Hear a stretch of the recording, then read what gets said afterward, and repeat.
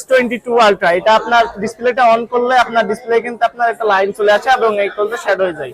এর জন্য আর display change করা লাগবে না, এর সমাধান আমাদের কাছে আছে।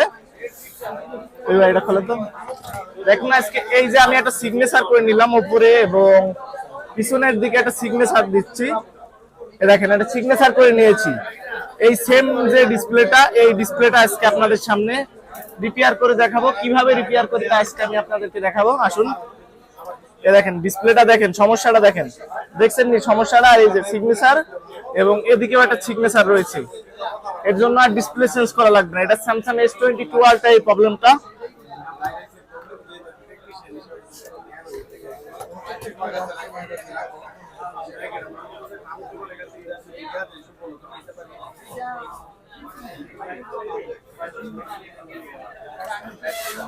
এই যে যে ডিসপ্লেটা দেখাইছিলাম এই যে, এবং এই যে সিগনেচার,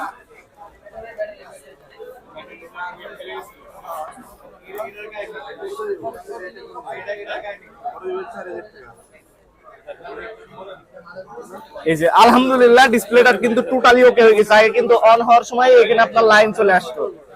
এই দেখেন সেই সেম যে ডিসপ্লেটা সিগনেচার করা দেখাইছিলাম সেই ডিসপ্লেটা রয়েছে।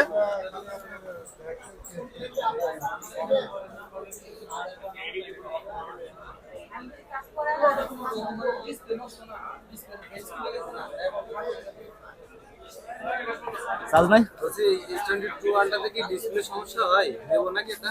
না নেওয়ার দরকার নেই, সব রিপেয়ার করা তো মার্কেটে যায় আছে।